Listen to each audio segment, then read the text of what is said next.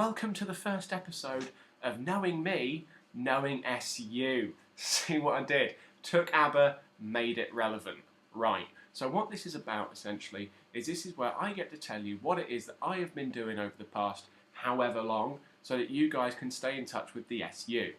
Okay, so what we're going to do is we're going to start off with matriculation. So matriculation, of course, was the ceremony that really welcomes all the first year students. It's their formal recognition from the institution that they're students, and it went down fantastically. The students seem to be really engaged with it. They seem to really enjoy it. It was at the cathedral. I did a speech. People didn't sleep through it. It was great. I enjoyed it, and talking to a lot of students afterward, they seemed to enjoy it. And that then kicked off into the evening, which brought us to our first matriculation ball. We didn't do one last year. We decided to do it this year. We had about 125, 130 people. Moderately, not too bad. Quite a good go for a first crack at the whip. So there's definitely stuff to build on for next year, and I'm glad that we've actually started to, make this slightly a bigger thing. Okay, so apart from matriculation, what is it I have done? Okay, let me tell you. So I had a meeting with Rachel Crane, who is, I think, head of accommodation. And in this chat, we spoke about the whole idea that in the past they've had housing fairs, for example, in January, but that's a bit too late because in about October, November, students start getting spooked. They start thinking, oh, I haven't got a house, what's going on?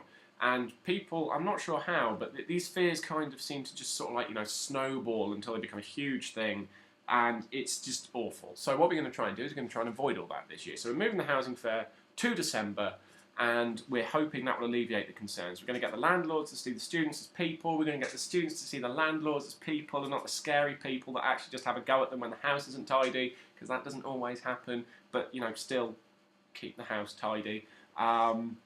Sorry, I turned into mother there for a moment. Right, okay. So, what else is it that I've been doing apart from that?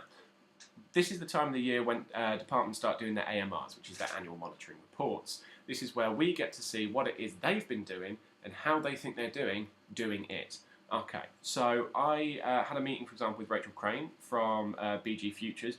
And you know what, as a student, you don't actually know about all these things that these departments do. I sure as hell didn't know what it is they did. Not meaning to be insulting towards them, because they do a really hard job, but I just was a bit out of the loop. So I didn't know what it is they did. Anyway, sat down and realised that last year they'd posted about over 780, I think, jobs online. Absolutely incredible service. And it's a shame that students don't know about it more. So we're going to try and get that a bit more out there. So on that vein, actually, in that vein, why don't you come along to the next council, Student Council, which is on Monday the 7th of November, which is when Futures will be there telling you about what it is they do. It's going to be really quite interesting, and if you're struggling for money or whatever, they can hopefully help you out. The next big thing that I've been dealing with is spaces, academic spaces, drama spaces, more specifically. Academic space at the moment, I think, as everyone is aware, is a big issue, and we are tackling it. Steve DeVille, who's the head of resources, actually came to the last council and gave us a little bit of a chat about what it is they're doing at the moment. And actually, the university are trying really hard to combat this because they know it is a massive inconvenience. But when it's done, it's going to provide about 7 new spaces in building and college. Anyway, off point. So the drama spaces, the situation's going on is that they have, I think for about 3-year groups worth of people, plus not including, I think, PGCE drama, they have, let's be honest, 2 usable spaces. And that's the theatre, which is often taken for external bookings, and that's the studio. Apart from that, they have the PA studio, which isn't fit for purpose, and just nothing, really. I'm going to level with you, nothing.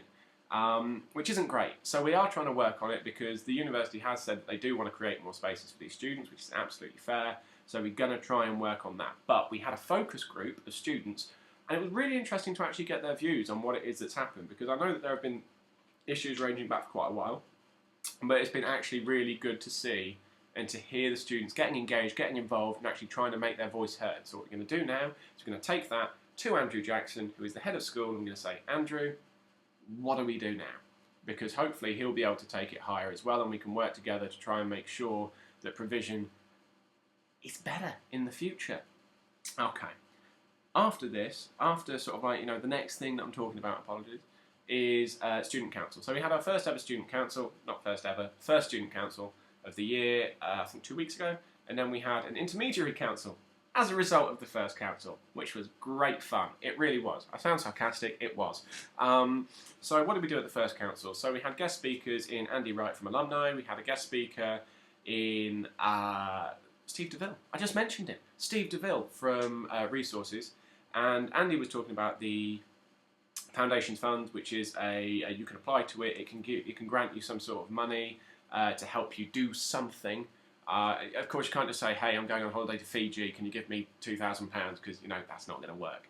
But if it's for a proper reason, you can put in a proposal, and you get the money potentially based on how good your proposal is. But we can help you with that. And Steve came in obviously to talk about the building work, everything that's going on. So apart from all that, we also had 3 motions coming in, which is when students bring to us what it is that they want to have, want to see that they want to change.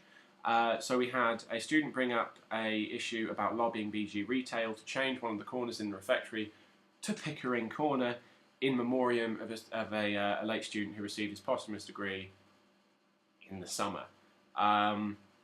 That was unanimously voted for, and that's something that we are going to try and work on. There was a motion to create a 5th activities officer position for the SU because for quite a while